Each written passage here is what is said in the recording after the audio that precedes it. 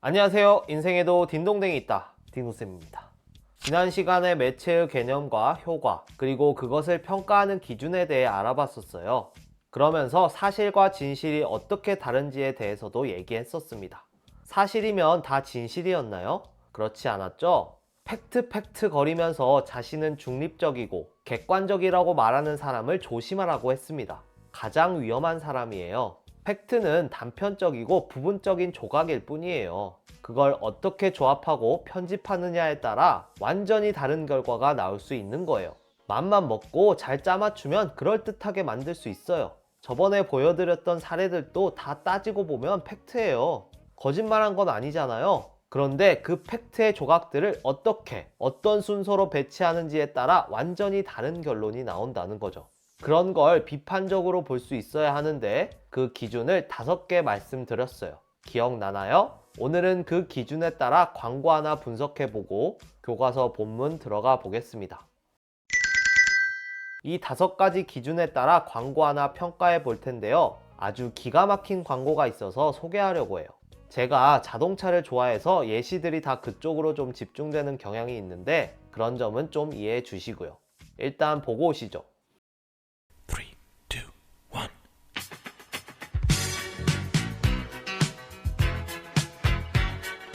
Upside down, boy, you turn me inside out and round and round.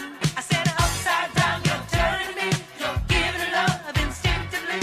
Round and round, you're turning me. I say to thee respectfully, upside down, you're turning me, you're giving love instinctively. Around and around, you're turning me. I say to thee respectfully, I said upside down, you're turning me.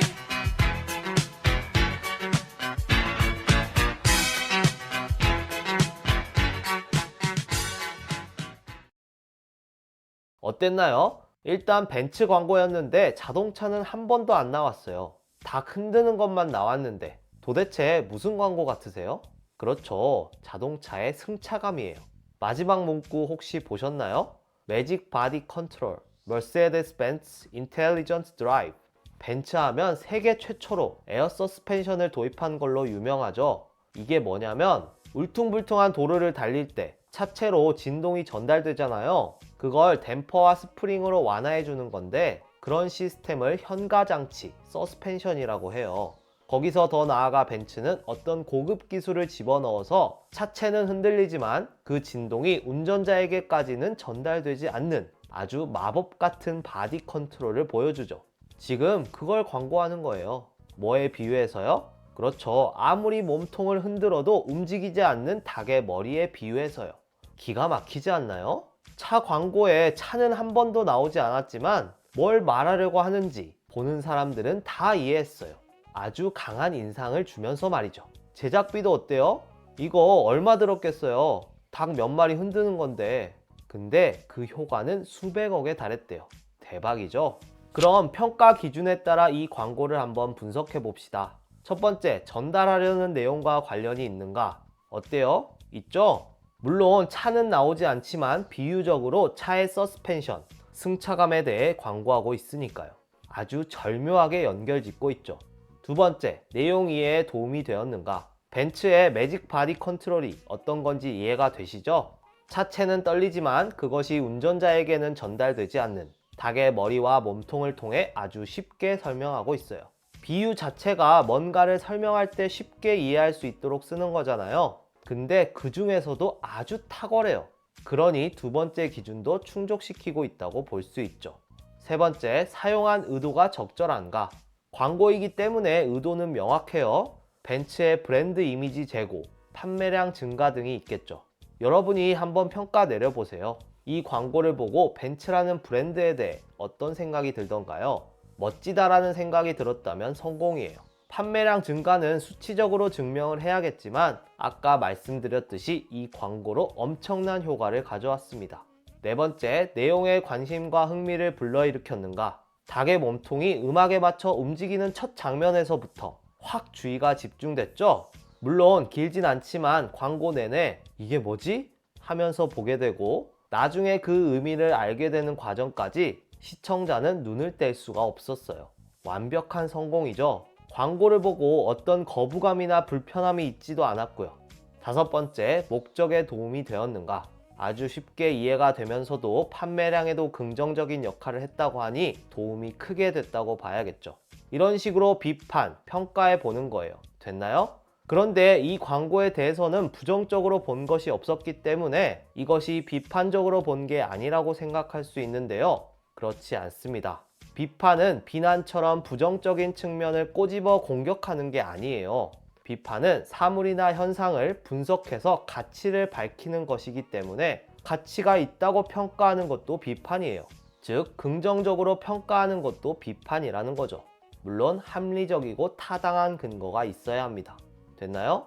바로 교과서 본문으로 들어가기 아쉬우니까 광고 하나만 더 보고 갑시다. 벤츠 광고를 보고 이를 저격해서 만든 제규어의 광고인데요. 재미로 한번 보시죠.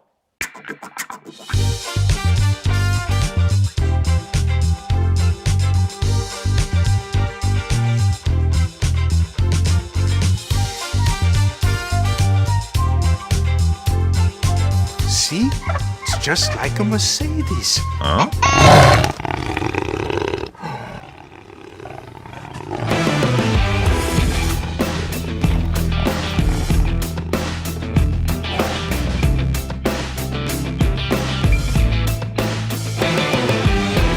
이 아저씨 표정 보세요. 때려주고 싶게 얄밉죠? 조롱하는 거예요. 닭? 매직 바디 컨트롤? 편안한 승차감? 아무리 떠들어 봐라. 우린 제규어다. 강력한 힘, 빠른 스피드, 날렵함을 강조하듯 우왕 하면서 잡아먹어버리죠. 그냥 자기네가 더 훌륭하다는 거예요. 재밌죠? 이에 벤츠도 가만히 있을 수 없겠죠? 벤츠도 반격을 하는데요. 제규어를 살찐 고양이로 등장시켜요. 벤츠 CLA는 에어로다이나믹을 강조하는 모델인데 공기 대신 고양이를 흘러가게 표현하면서 뒤로 보내버립니다. 저는 광고들이 좀 이렇게 위트가 있었으면 해요. 특히 영국 광고들이 보면 그런 위트가 있는데 광고인 걸 알면서도 재밌어서 보게 되는 그런 광고 우리나라에서도 볼 수 있었으면 좋겠습니다. 자, 그럼 미리 가본 현금 없는 사회 뉴스를 보면서 어떤 내용인지 그리고 어떤 매체를 사용했고 그 효과는 무엇인지 그런 것들을 살펴보겠습니다. 미리 가본 현금 없는 사회. 신용카드 정보를 스마트폰에 넣어서 지갑처럼 쓰는 모바일 페이. 이미 쓰고 계신가요? 최근 이 모바일 페이의 사용자가 크게 늘고 있습니다. 지금보다 더 보편화되면 빠르면 15년 안에 우리 일상에서 현금이 완전히 사라질 수도 있다는 전망까지 나오는데요. 오늘 뉴스에서는 모바일 페이가 현금을 대체한 미래의 어느 하루를 그려봤습니다. 000 기자입니다. 현금이 사라진 2030년 20대 직장인의 어느 일요일.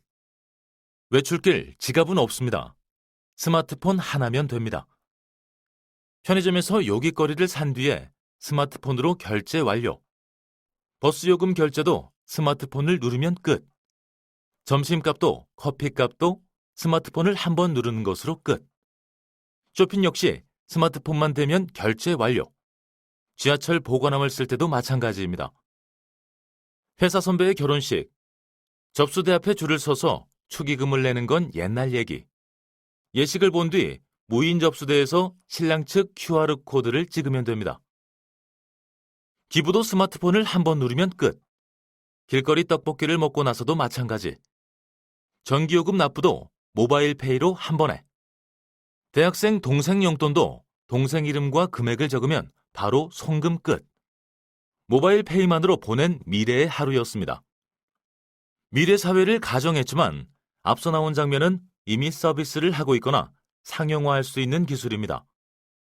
해외의 경우 스웨덴에서는 현금 없는 가게가 늘고 있고 중국에서는 노점상에서도 모바일 페이를 쓸 수 있습니다. 한국의 모바일 페이 시장은 이제 막 성장 궤도에 올랐습니다. 지난해 3분기 모바일 페이의 하루 이용액은 294억 원으로 반년 만에 배 이상으로 늘었습니다.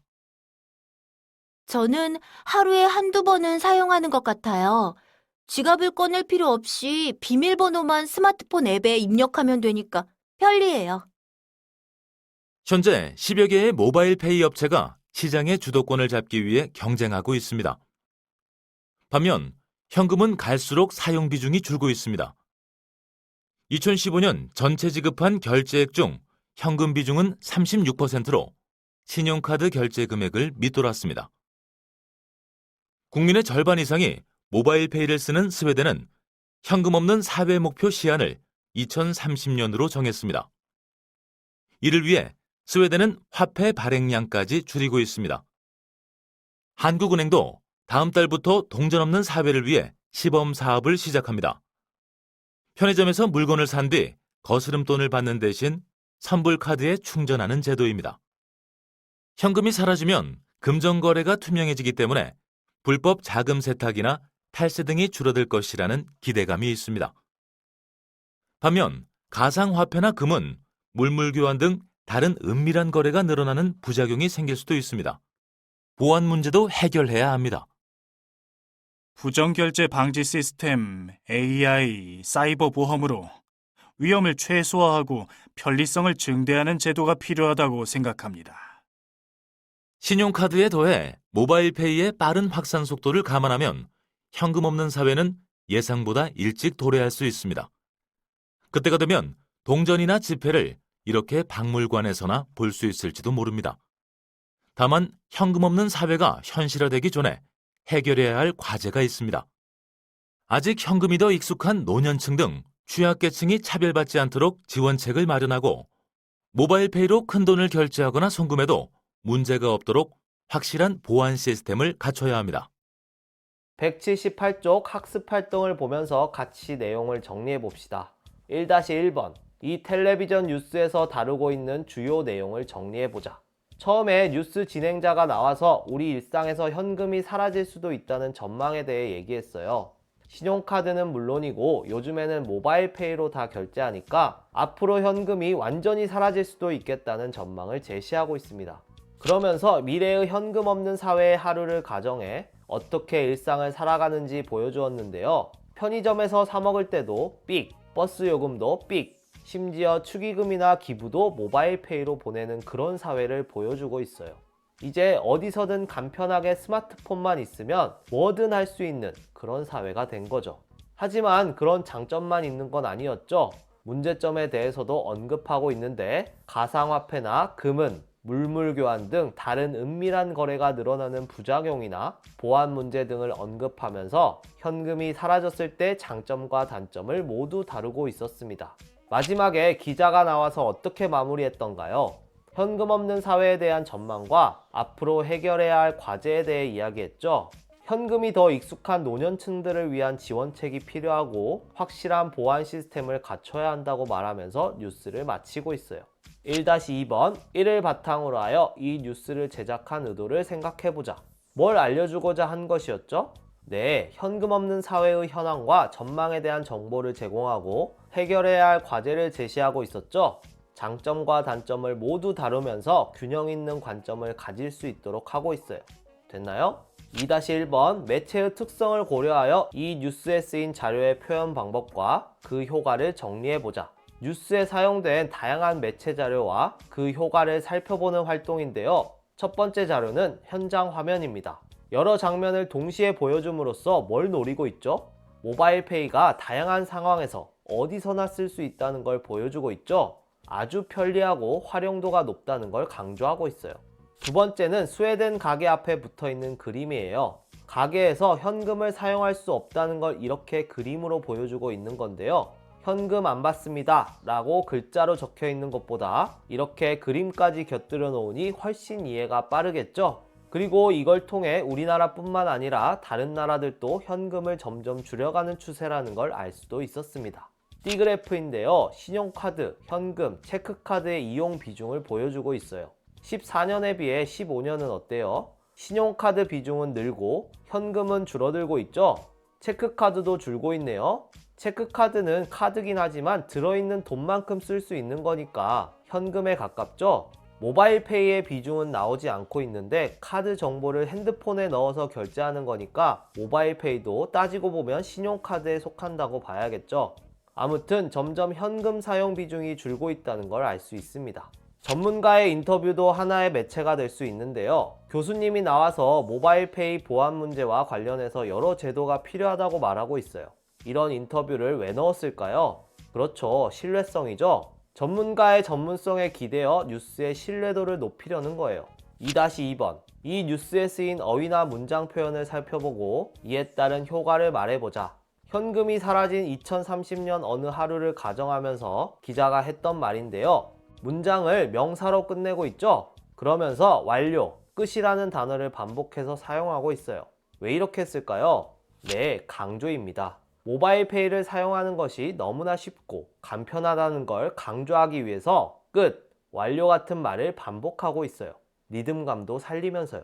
요즘 식으로 했다면 easy, easy, so easy 뭐 이런 식으로 했겠죠. 아무튼 간편하다는 걸 강조하려고 그런 거예요. 2-3. 이 뉴스를 이해하는 데 도움이 된 표현 방법을 찾고 그렇게 생각한 까닭을 말해보자.